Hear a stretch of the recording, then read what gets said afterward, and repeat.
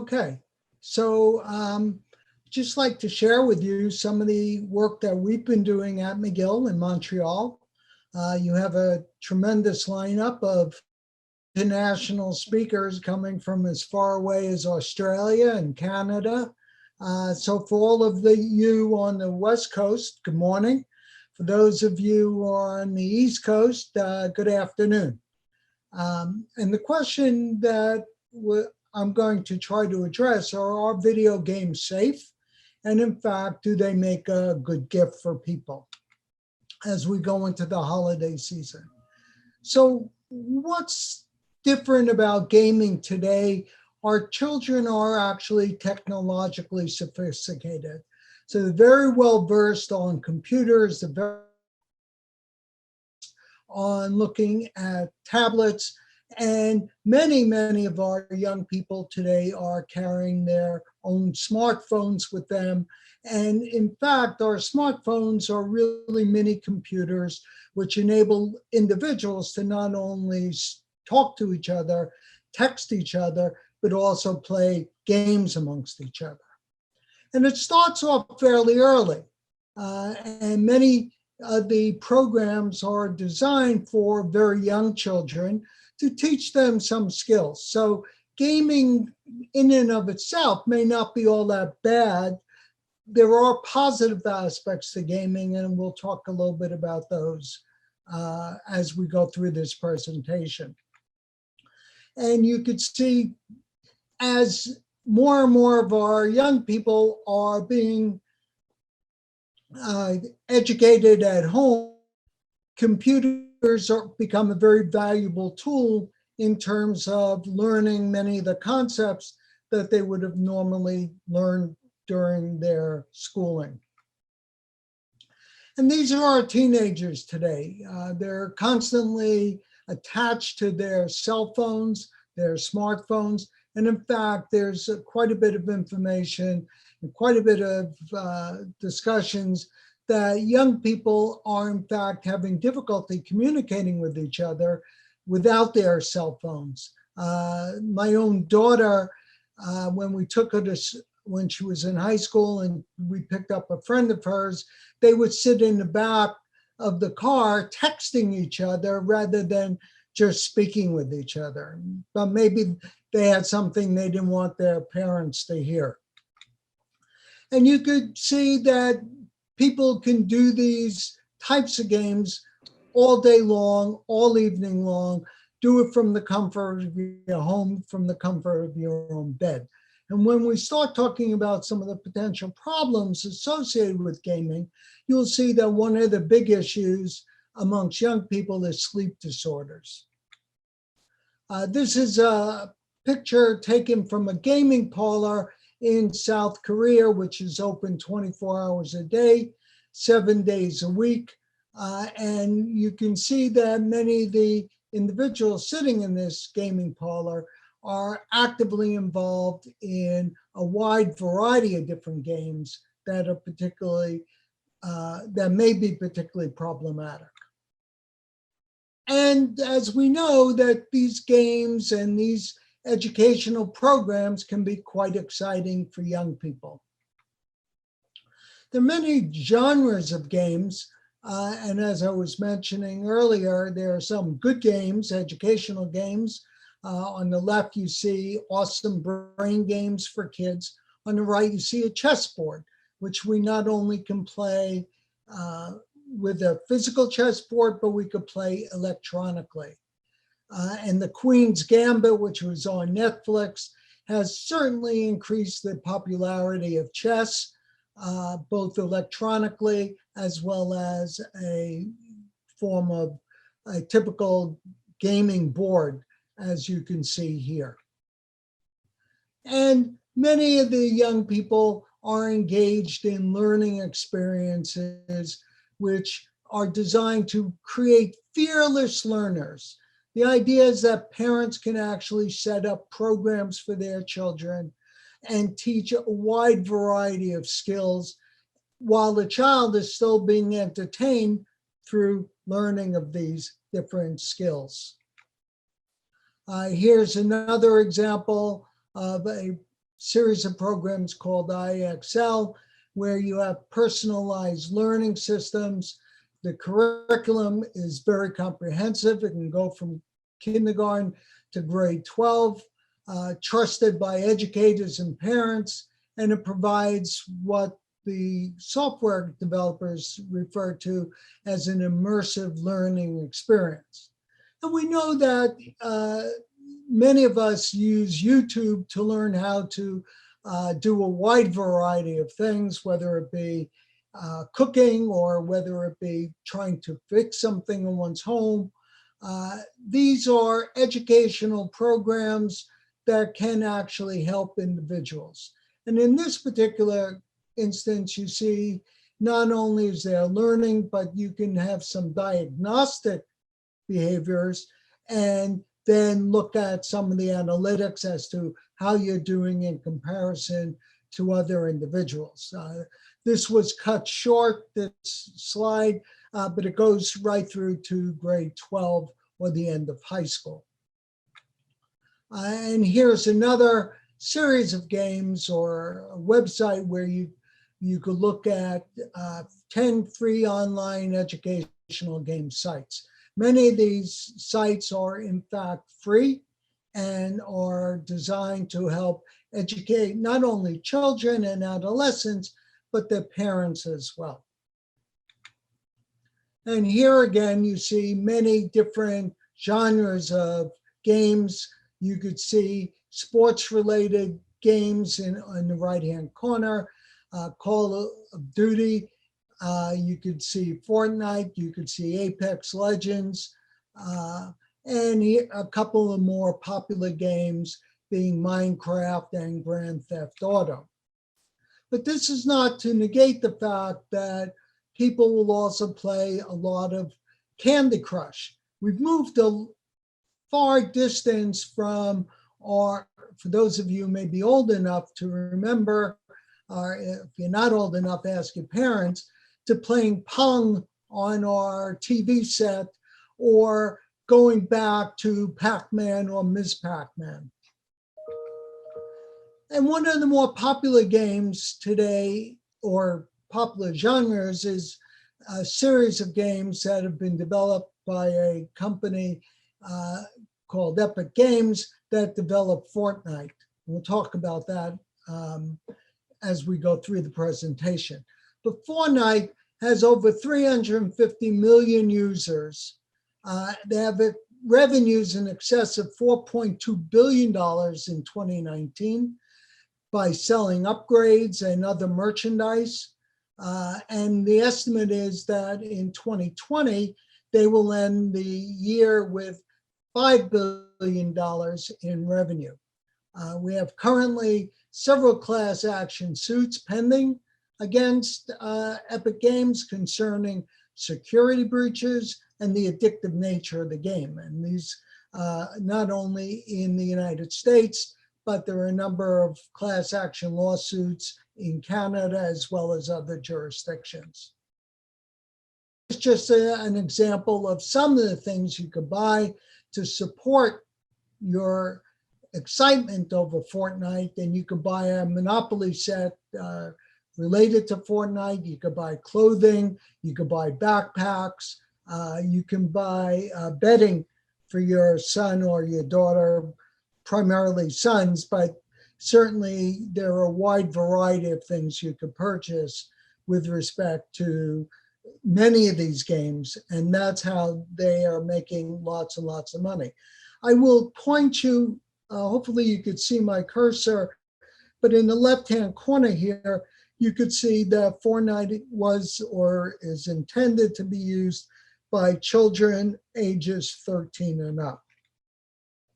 I also want to say, and we'll talk a little bit about what the data suggests, but we do know that overall, these games are not just popular amongst children and adolescents, but adults as well are actively engaged in a wide variety of different forms of gaming. I'd like to put this into some sort of perspective though, and if we take a biopsychosocial approach to understanding health, And here you see the intersection between biology, psychology, the social context. On the left-hand side, the factors that are involved in the biology, whether it be gender, physical illness, disabilities, genetic vulnerabilities, etc. And we could look on the right-hand side, we could see the psychological factors involved, learning, memory, behaviors, emotions. And then we can also look at the social context, the social support that's individuals, the family background, cultural traditions, socioeconomic status, as well as educational values. So if we look at the problem gaming severity continuum, going from individuals who don't game to social, recreational, occasional gaming, those who are at risk for a gaming problem, and basically these are individuals who haven't endorsed enough problems to result in what we refer to as a gaming disorder. What you can see here is the vast majority of people are actually engaged in social, recreational, occasional gaming. They can define the amount of time they will play these games. They can stop and start within a reasonable amount of time. And then the next largest group are those who are not gaming. Those are becoming shrinking population. And finally, we can look at some of the at-risk for a gaming problem. And so as we go through some of the scales for identifying a gaming disorder, what you can see is these individuals to show some of the problems for a gaming problem, but don't reach the clinical criteria for a gaming disorder. And finally, we have those individuals who have a gaming, or we identify as having a gaming disorder. And these are individuals whose gaming is negatively impacting some aspect within their life. And we'll focus a lot on those individuals who are at risk for a gaming problem and those who have a gaming disorder and potential ways in which we can help these individuals. So here's some basic facts about gaming. There are primarily two categories of gaming. One is the online gaming, which is played simultaneously by players who are communicating with each other in real time. They're either cooperating or competing with one another. These are the games that can be played on a console, but typically more likely to be played on a computer, on a laptop, or on some personal computing device, whether it be a cell phone, smartphone, or an iPad, as an example. And then we have the offline gaming. These are played alone, and they have a well-defined start and end point. And online gamers tend to spend more time playing games. They report having online friends, and they report more satisfaction with their games. And we know that 70% of gamers prefer online games compared to offline games. That doesn't mean they won't play both, but their preference is more for online games. So here's some basic facts. Since the 1990s, video games have become more technologically sophisticated and certainly have dramatically increased in popularity. They're very easily accessible via tablets, computers, game consoles, smartphones. And currently, the estimates are that over 2.6 billion people are active gamers worldwide. This is not, once again, just young people, but also include adults as well. We know with respect to young people, 97% of teenage boys play video games. 83% of teenage girls are actively involved. And I'll show you some data in a few minutes of some work that we've been doing in Ohio, looking at differences with respect to gender. 96% of adolescents and almost 92% of young adults have played video games. And this comes from some recent studies that have been done in Canada. 73% of adolescents and almost 62% of young adults have downloaded a free game on their mobile or computer. 33% of adolescents and another quarter of adolescents have purchased a game, some sort of game that can be played on their computer or on their smartphone. And we know that excessive gaming has become one of the leading causes of college dropouts. So in spite of the fact that individuals are aware of the potential problems associated with gaming, we know that many of them still continue in spite of the negative outcomes and consequences. 48% of student gamers report gaming keeps them from studying. And 9% of individuals report that they use the game for that very reason. So it's not just a recreational activity. For many people, they're trying to use this, or at least 9% of people are using this as an avoidance of engaging in other forms of socialization or in terms of their academic schoolwork. A study done in Canada through the the Council for Adolescents and Mental Health Services estimated that 13% of Ontario students, or approximately 123,000 children, have experienced some symptoms of a video game problem.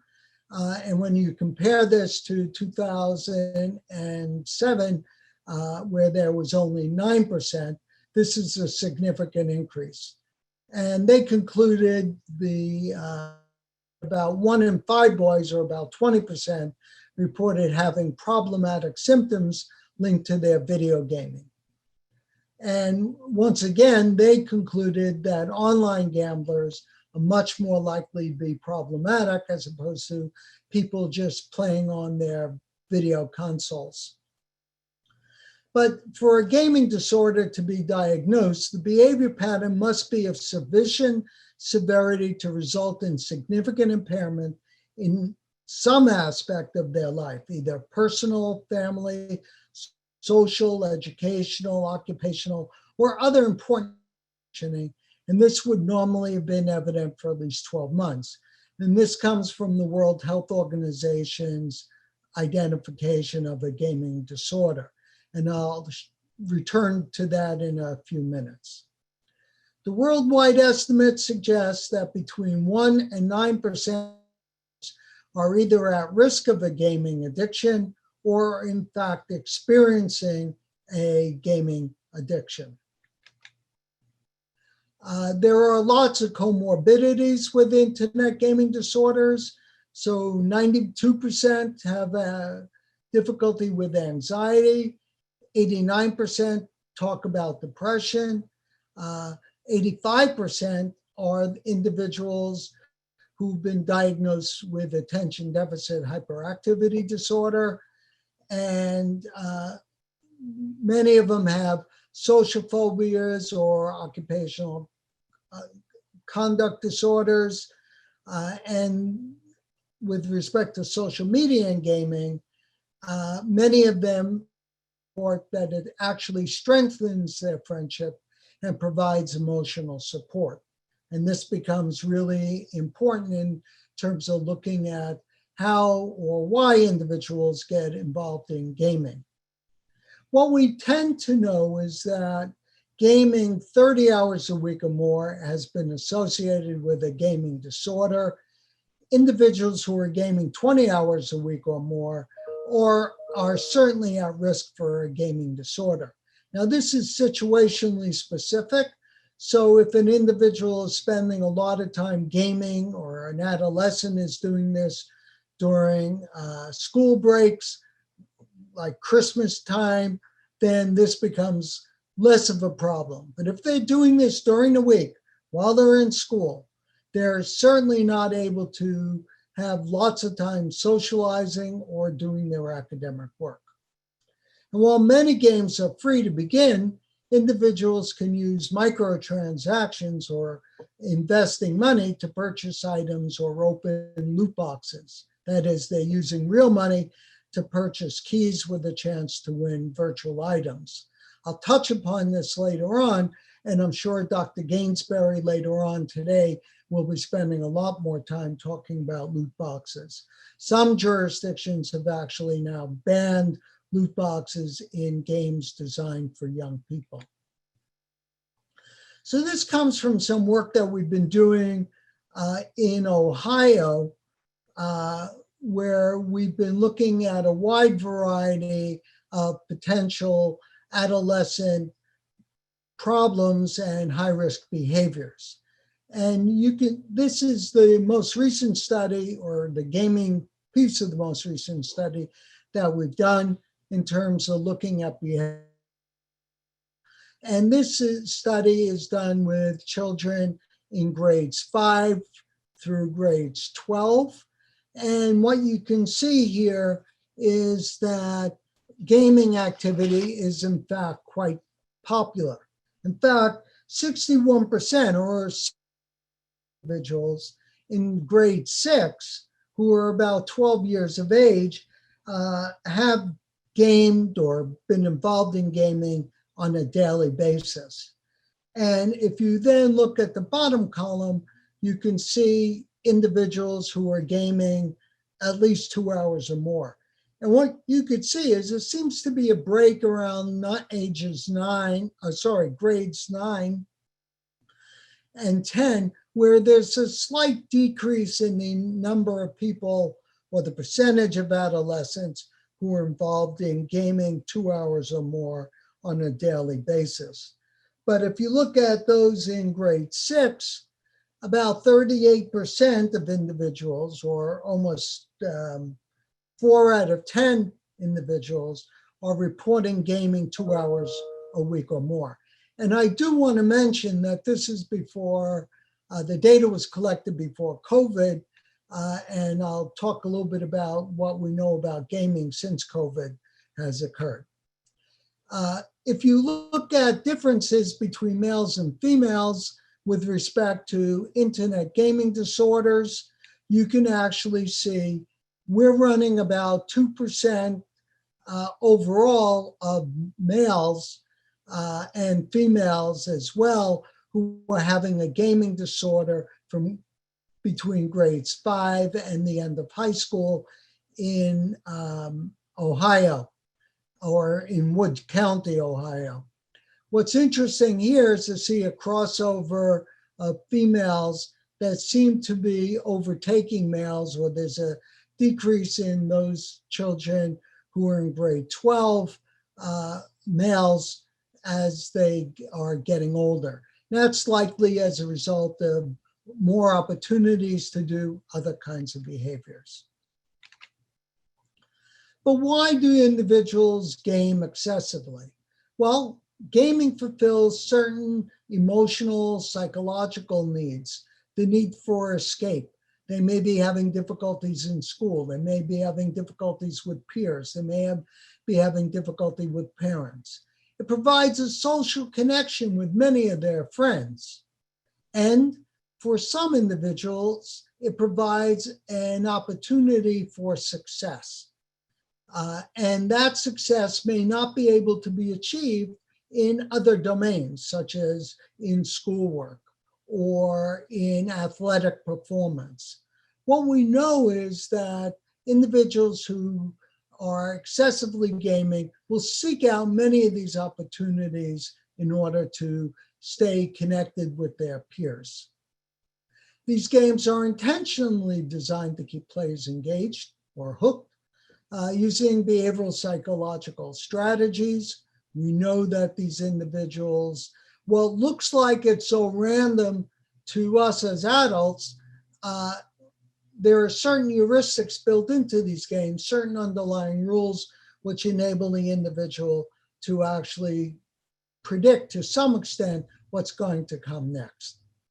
The games are fully immersive and provide hyperstimulation or dopamine release. And that's one of the reasons why they want to engage in these games. And it's a safe place to fail. So if you're playing a game, it's not the end of the world for you to not be ultimately successful, but the real world failures can actually be permanent. Whereas if you're playing a game, you could just re-enter the game or start all over again. Gaming is a community and culture relationships are meaningful. And in fact, it may be their only relationship. And what we do know is that because of the wide acceptability and availability, gaming has become normalized and socially acceptable in our society. So I'd like to think about gaming, looking at it in three different contexts: the good, the bad, and possibly the ugly. Gaming actually, on a positive level, can provide a form of relaxation and distraction. It's a form of stress reduction. So an individual who's been diligently studying or spending lots and lots of time in an academic task or in a work-related task can find gaming to be a form of relaxation and a good form of distraction, not destruction, sorry. It helps minimize loneliness and boredom. It's a great escape from reality, and it provides another venue for interaction. So one of the concerns that we'll see later, is the social interaction, but this does provide a form of social interaction which is different. It can provide employment opportunities.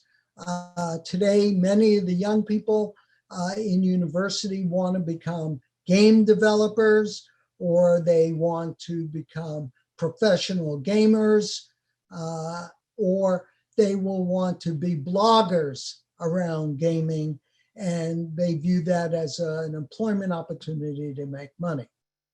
They can be educational and provide lots of different learning opportunities, as I mentioned earlier. And they can maintain and improve social relationships. They can help people stay connected. This has never been more popular, since many of the individuals have been locked in during COVID, and they're staying connected with their friends and their schoolmates via games, or in terms of interactions via computers, whether it be Zoom or some other form of interaction. It can provide and receive social and emotional support from their friends, peers, and there's an opportunity to meet new friends. And many of these young people will tell us they have friends all over the world. We play with friends from South Korea. We play with friends from New Zealand or Australia. Unfortunately, it's very difficult to meet these friends other than in terms of being online with these individuals. They have an opportunity to share insights with their friends. And for some people, it can actually increase their self-esteem. So if you're doing really well in terms of gaming on a specific game or in general, and it can give you a feeling of increased self-esteem, your self-concept will actually increase. And many young people tell us it enriches their lives. It provides one more forum for developing their own skills. It provides a forum for interaction. But like the good parts of gaming, there are also some bad parts of gaming that have been associated with excessive gaming.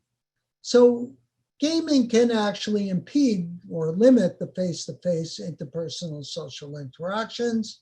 It can result in difficult familial and peer relationships. We have parents calling us consistently and saying that it's ruining their family life They have difficulty getting their children up for dinner because they're actively engaged in games. It can interfere with their educational employment responsibilities. So for young children or adolescents, rather than studying, they may be playing games. With respect to employment, many of employers today will not permit individuals to go online playing games even during breaks. It can interfere with one's health, whether it be eating, exercising, sleep. We know that many of these games, these multiplayer games, are played around the world, and many young people will try to play these games when they should in fact be trying to get some more sleep or getting some exercise. It can increase aggressive thoughts, feelings, and behaviors. There is some research that suggests aggressive games actually are likely to increase aggression if there are certain personality characteristics associated with the individual who may have some aggressive tendencies. There's little transfer of learning from non-academic gaming to other forms of academic tasks. So while some games can be very task specific, they tend not to be all that generalizable.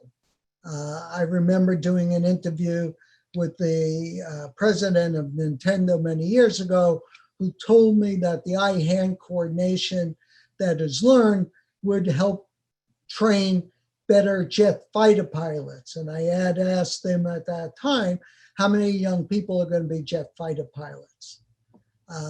So some of these learning tasks are very specific to the game itself, but may not necessarily transfer to something else. There's a source of conflict between parents and children. This is probably the greatest concern that parents have. That is, they will say, I'm constantly fighting with my child or adolescent about doing schoolwork, and all my son or daughter wants to do are play these games. And these games can actually become costly, as you can see from some of the microtransactions that individuals will engage in. And they may also interfere with help seeking. They may not view themselves as having a problem, and they may not want to actually seek help for other issues. We know that excessive gaming can result in an addiction. And this comes from the work that has been done by the World Health Organization through ICD-11, and it can result in increasing frequency, duration, and intensity. Games can become the most important activity in the individual's life and dominates his or her thinking, feelings, and behavior. And this will relate to some of the earlier questions I asked with, is a good idea to give children games as a holiday gift. Games can result in unpleasant emotional or physical states when trying to cut down or stopping the behavior. While most individuals will tell you they have no difficulty doing this, when they try to stop or cut back their behavior, they experience difficulty, they experience emotional or physiological states where they're feeling more anxious or more depressed. And it can also result in negative or the neglect of other activities. Social life, work, hobbies, interests, and interpersonal relationships or school. So when is gaming too much? Well, some of the factors to consider are the child's age. Older children obviously stay up later. The context is an important issue. If the individual is gaming more during holidays when they're not in school, this is an acceptable behavior. Is gaming resulting in some impairment or difficulty? This is the key factor that we have to consider when we're identifying individuals who are gaming too much. The other issue is, can children self-monitor and regulate their behavior? Are there health-related concerns that are occurring as a result of gaming? And as I mentioned earlier, gaming 20 to 29 hours per week, or between 20 and 30 hours per week, is really a red flag. 30 hours a week becomes a real problem. So when we look at individuals worldwide who seem to be having internet gaming disorder difficulties, we see that these individuals are gaming 30 hours or more per week. And this is also true for adults who are also engaged in lots of time working or trying to socialize with their spouses. So what are some of the risk factors that we know that have been associated with a gaming disorder? Attentional problems, as I mentioned earlier, ADHD, or emotion dysregulation, where the exhibiting emotions that are too intense for a given situation, difficulty calming down when one is upset, difficulty understanding emotional experiences, becoming avoidant or aggressive when dealing with negative emotions, or experiencing more negative emotions. We know that problematic family relationships is a certain risk factor associated with gaming disorders. And we know that individuals who have difficulty in general with family relationships will often seek out games as a way of dealing with their relationships. Depressive symptomatology is certainly a risk factor. Many individuals will game in order to decrease their depressive symptoms. And individuals who have a negative self-esteem because of poor schoolwork or poor academic performance or poor work performance will actually, who are successful in gaming, will actually increase their self-esteem. If an individual is engaged in quite a bit of social isolation, doesn't have a lot of friends, his peer group tends to isolate him, this is also a risk factor for associated with a gaming disorder. And in-game need satisfaction, so that the individual who only seems to be satisfied when one is playing a game is actually another risk factor. What happened during the pandemic, not that the pandemic is over, but while young people were often out of school and doing remote learning, we saw a significant increase in remote learning opportunities. And gaming has become the go-to entertainment form for people in quarantine. As of April 20, we saw a 73% growth in revenues of gaming to $1.5 billion increase. Fortnite as alone increased by 28 million players, and other representative studies done in the United States, in France, in the UK, in Germany have also shown an increase in overall gaming. Parents during many of the lockdowns are being encouraged or forced to work from home, and as a way of trying to keep their children entertained, they will often tell the individual to turn on their computer. We know that screen time in general has significantly gone up during this time.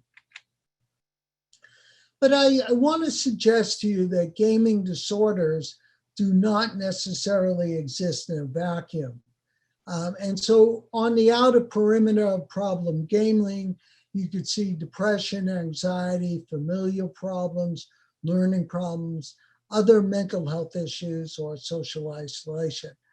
The question one can ask is problem gaming the primary problem or the primary disorder, or is anxiety a primary disorder and problem gambling actually, or problem gaming actually is one of the corresponding consequences as a result of problem gaming. And I think overall, we see a clear intersection. And so when we're treating individuals with a gaming disorder, it also becomes important to recognize all the corresponding negative consequences and psychological factors associated with that disorder, because we have to treat these individuals with depression, with anxiety, with family problems, as well as just merely treating the problem gaming. And this figure here is too difficult to read and go through. But this is some work that we've done with one of my graduate students, Jeremy Richard, and one of my colleagues, Caroline Temchev, and is available on our website, which is www.youthgambling.com. But this basically shows, we did a systematic review of the literature looking at some of the precipitating risk factors or what the outcomes and consequences were for a gaming disorder. And we did that for children, adolescents, emerging adults, or young college-age students, as well as adults. And you will have this as a way of looking at some of these precipitating factors. The outcomes and the risk factors are slightly different depending upon the age one looks at. How do we assess internet gaming disorders? Well, the World Health Organization, in its most recent revision of ICD, the 11th edition, identified gambling disorders as a recognized disorder. The American Psychological Association in the DSM-5 suggested that it's an area that needs to be looked at quite extensively, and in all likelihood will become a recognized disorder in their next revision. Since the printing of the DSM-5, which was in 2013, considerable more research has been done on gaming disorders worldwide. And as a result, the working group looked at whether or not it should be included in the ICD 11th edition. And they concluded that, in fact, it should be considered a recognized disorder. And basically their definition is a pattern of gaming behavior, either digital gaming or video gaming, characterized by impaired control over gaming, increasing priority given to gaming over other activities, to the extent that gaming takes precedence over other interests and daily activities, and continuation or escalation of gaming despite the occurrence of negative consequences. And basically, these individuals have real difficulty cutting back. The behavior pattern, it was felt by the World Health Organization and the working group, must be of sufficient severity to result in some significant impairment in personal, family, social, educational, occupational, or other important areas of functioning. And it has been evident for at least 12 months. Can it be a shorter period of time? The answer is yes, it can be a shorter period of time, evident for at least 12 months. For those of you who are interested in the DSM criteria, you can actually see that they had 9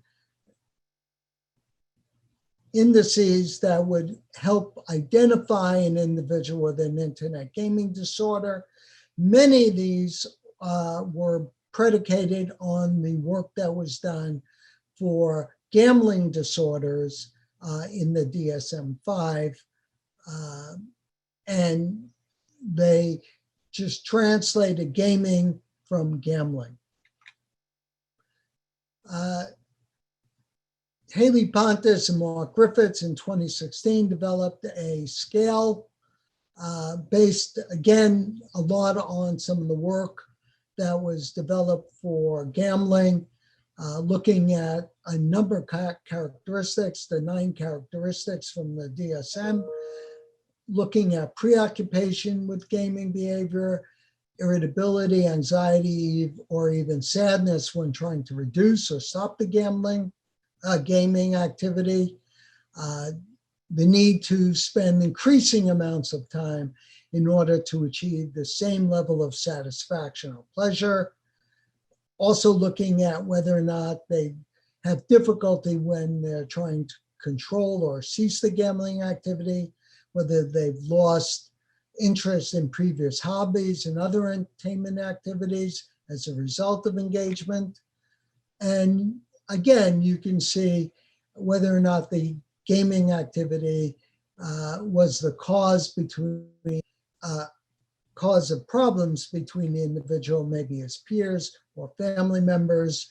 Have they deceived family members, therapists, or others because of their gaming activity? Do they play to temporarily escape or relieve a negative mood? Have they jeopardized or lost an important relationship, job, or an educational or career opportunity? And so each of these is scaled from 1 through 5. And then if the total score is 32 or more, this is indicative of a significant gaming problem. What kind of help is available for online gaming disorders? We know that there are a number of online help and support groups for parents, gamers, professionals. There's Online Gamers Anonymous, just like Gamblers Anonymous and Alcoholic Anonymous. But we do know there are a few professionals trained to deal with youth. And Maureen mentioned earlier about the new diploma, which is designed to help educate treatment providers in terms of working with youth and working with parents where there are treatment issues involved. We know there are specialty clinics. So in China, for example, South Korea, the UK, there are inpatient treatment clinics for individuals with a gaming disorder. One of the questions one has to ask is, are we looking at harm reduction versus abstinence? And most young people want harm reduction. And many of us view abstinence as the ideal state, but we're certainly very willing to reduce the harms associated with gaming by reducing the frequency and the duration of the gaming. Traditional cognitive behavior therapy models have been used where we're trying to identify underlying causes for gaming problems, and skill training with respect to alternative uses of time. Parents can be of significant help. And one of the things we suggest to parents is really don't call your child an addict or say they're addicted. This is rather confrontational, stigmatizing, and hurtful. We want individuals often engage in gaming to escape. And we ask parents to look at what those reasons may include. And also parents as role models. If parents are continuously playing their own games or continuously playing on their cell phones or on their smartphones, this becomes problematic. We know that lying and deception are fairly common, and there's a real greater need for unplugged time. And this will incorporate closer parental monitoring. We want parents to be able to track changes in behavior. So we don't expect children to go from gaming excessively to zero gaming at all, but rather we can use things such as graphing as a way of showing individuals the amount of time that their gaming has actually decreased. We had one dad who actually put the modem for their child's computer in a locked closet and set a timer, thereby reducing the individual could actually game. We want parents to understand some irritability or aggressiveness is common when trying to cut back gaming, and try to encourage social face-to-face activities as well as screen activities. Individuals need to help establish and maintain realistic rules, and patience becomes the key, along with positive reinforcement. Helping by understanding the underlying causes, we can have parents choose games together with their children.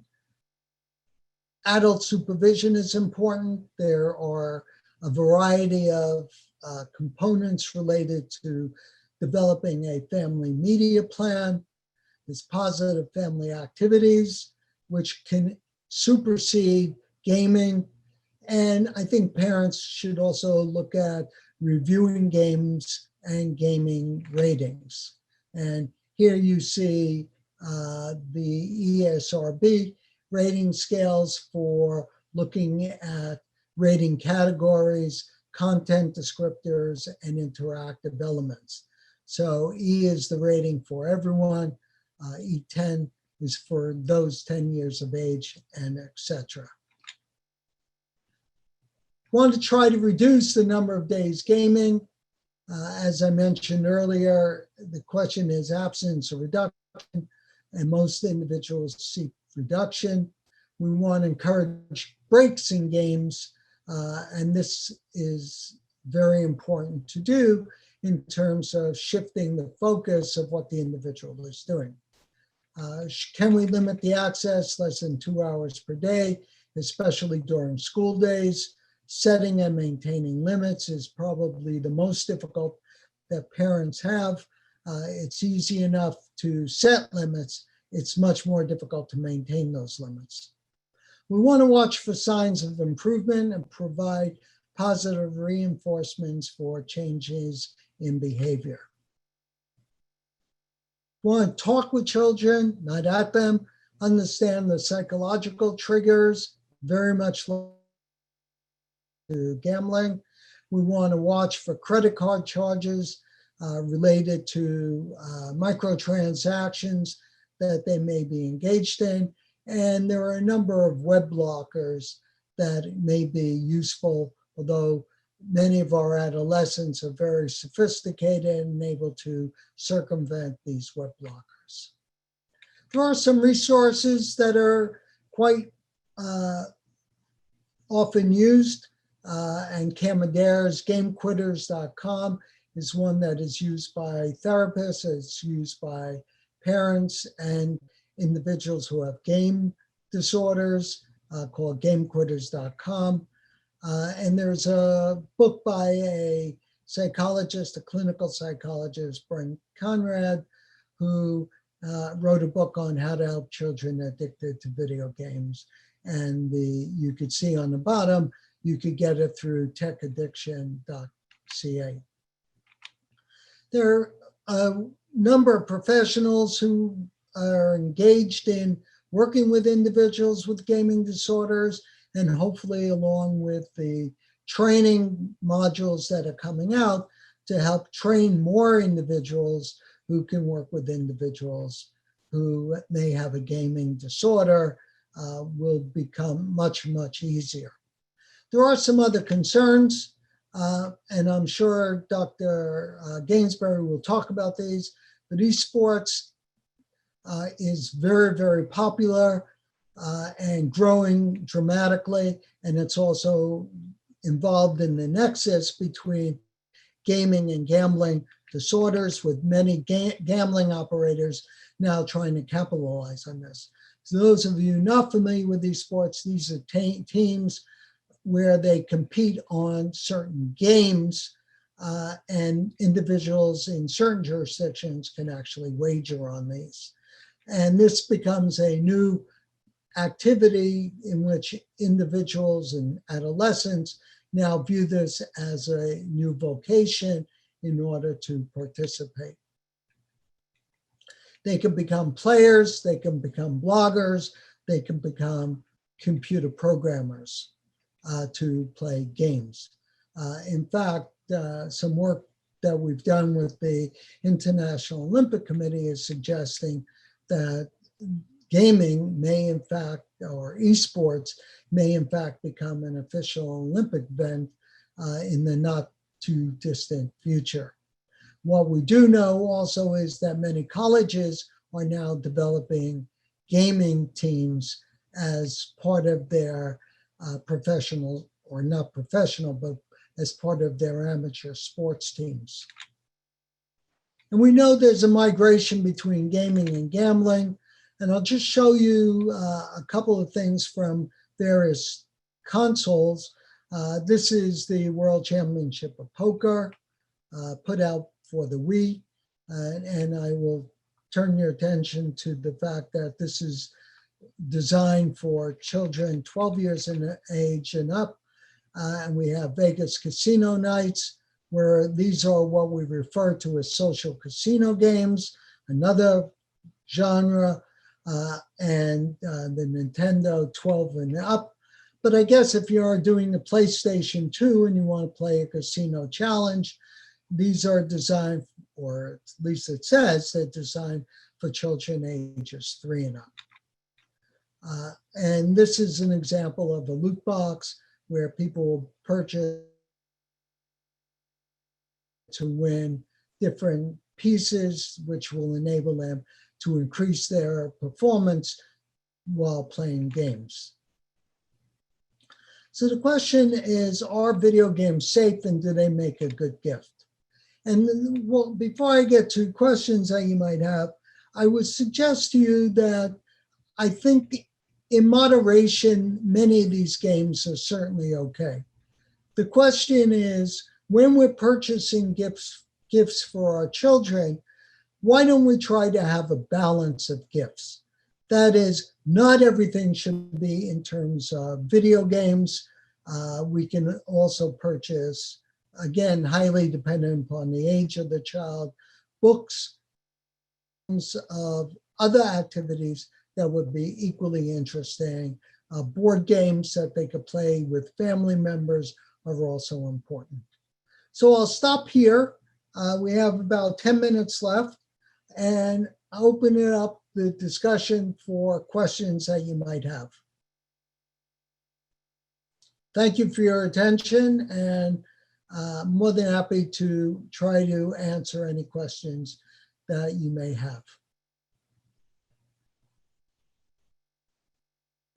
I have a question. Being a grandparent, I see my grandkids playing a lot of different video games. In fact, my 5-year-old granddaughter has been talking to me about playing Fortnite. Yeah. And I was just wondering, how I might go about talking to my son and his wife about some of these things. Well, I think it's really important for them to understand that playing these games increases their screen time. And while they can play with other people online, it's not the same as the social interaction one gets from interacting with their parents or interacting with the peers.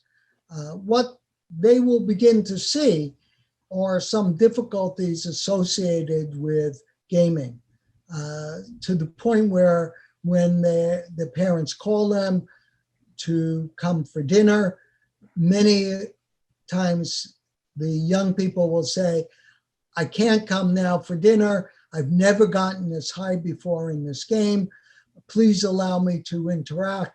Only 5 more minutes. 5 more minutes turns to 10 minutes, turns to 15 minutes.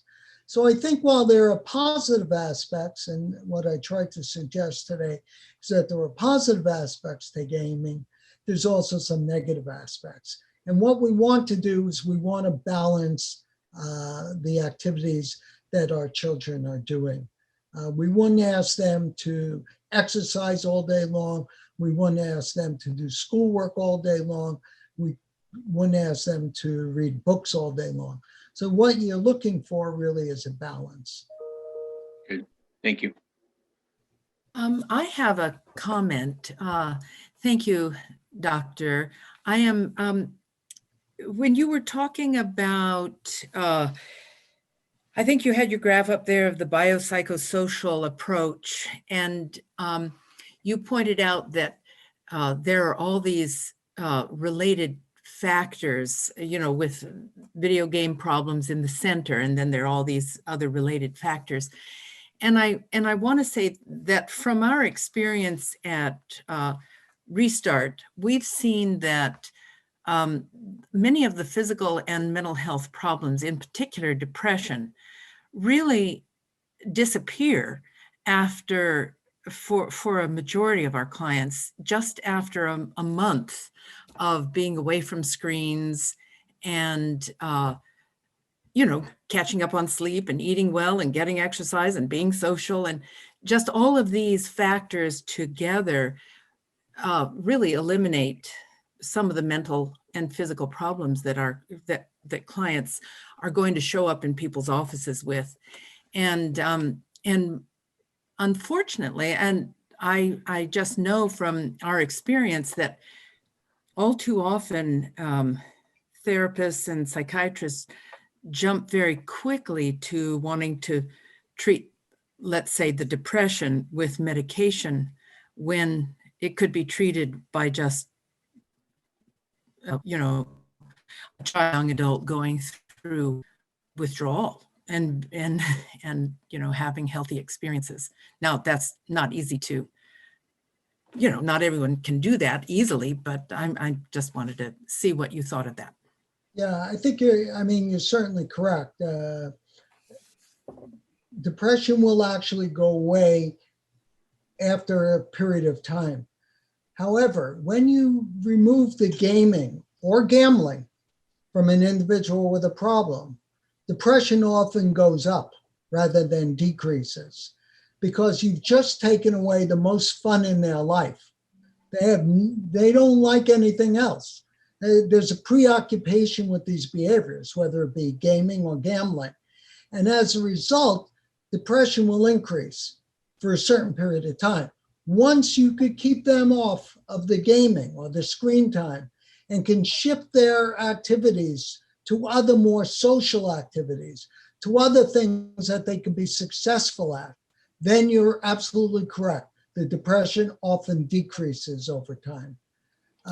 I think just as many psychologists are unfamiliar with how to work with individuals who have gaming problems, psychiatrists are even more unfamiliar as to how to work with gaming problems. And so we've been doing quite a bit of training actually with psychiatrists in order to try to educate them about some of the factors that are associated with gaming.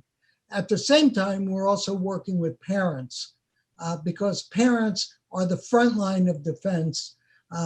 Just bringing a child into one's office for an hour a week, once a week, is not going to be very effective unless we could work with the entire family. But I agree. I think certainly over time, we see individuals' anxiety decreasing, their depression decreasing as well. It's during that period of abstinence that it actually winds up increasing. All right, the withdrawal. Yeah, absolutely. Enjoyed your chat, Jeff. It's great. I work with children. I work in schools doing tech talks and often to very, very young children, so K to grade 12. And I'm struggling with the really young kids on helping them to identify what I term mindful content and mindless content. And so I'm just curious about your thoughts on what I'm doing and whether or not I could be doing something different. So, we talk about, I go through this little chat, and it's very interactive, especially with the younger children. And then when we get to content, we brainstorm around, I show them brain and I say, there's some video games that actually, can are healthy for the brain, and there's other ones that really destroy the brain. And I do a big X in the frontal lobes, and then we brainstorm around what that might be. What is mindful content? What is mindless? And in my head, I'm thinking what's building frontal lobe and what's destroying frontal lobe. So is there another way to help kids to understand content and make I mean, I think that's a good strategy for young kids. I'm not sure about older kids. I'm not sure about high school kids. Because there are positive aspects of non-mindful games. So it's a form of relaxation. It's a form of social interaction. It's a form of keeping connected with your peers.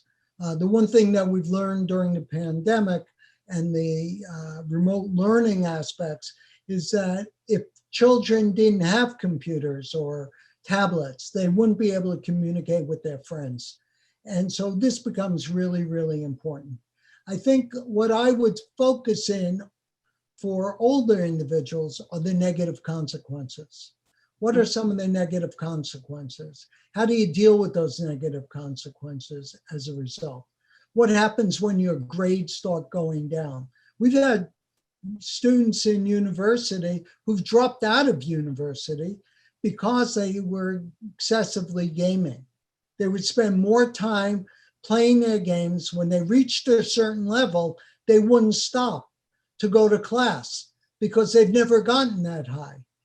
And then other times where individuals will say, well, I've never done that poorly. I have to do better. So they will increase the amount of time that's they're gaming. Most individuals don't tend to see the negative components to that. See, I guess in my experience, because I do tech talks right up to grade 12, is that grade 8, 9 range, the gamers, they really don't care about any of the social, emotional, cognitive, like lower grades, dropout, family conflict, any of that. They don't seem to care about that. What makes an impact with them is two things. I show them a video that has it's a teen gaming blood pressure cuff and pulsimeter on, showing that their heart rate and blood pressure go up. And the second thing is that when I draw my brain and I do the big X, I talk about it like you're creating holes in your brain. Studies have shown that heavy gamers more than 4 hours a day actually have holes in their brain, and I'm referencing, atrophy in the frontal lobes. And they walk out, I hear this time and time again, they're walking out of the classroom going, whoa, holes in my brain, like Swiss cheese. It seems to make an impact. So I just I'm going for making impact, but I'm also wanting to be careful around what I tell them, obviously, right? I don't want to scare them. Yeah, I mean, I think, what works for certain individuals may not work for other individuals. I think a lot of these strategies are age related. And so that one has to be careful about doing that. If you talk about holes in brains with 14, 15-year-olds, they're going to walk around saying, I don't have any holes in my brain. I don't feel anything empty. The negative consequences are really, really important. Many of the young people will play these games, Fortnite in particular, because all their friends play the game. I have a grandson who wants to play Fortnite, and I try to warn his parents that it can become rather addictive. But he wants to play not because he likes the game as much as it gives him something to talk about with his friends. So I think there are many, many aspects to this. We really need to look at the biopsychosocial aspects. So I'm going to have to cut it short now. I've got to do another session, a short reading from one of my books. I appreciate everyone's attention. If I haven't gotten to your question, please feel free to email me.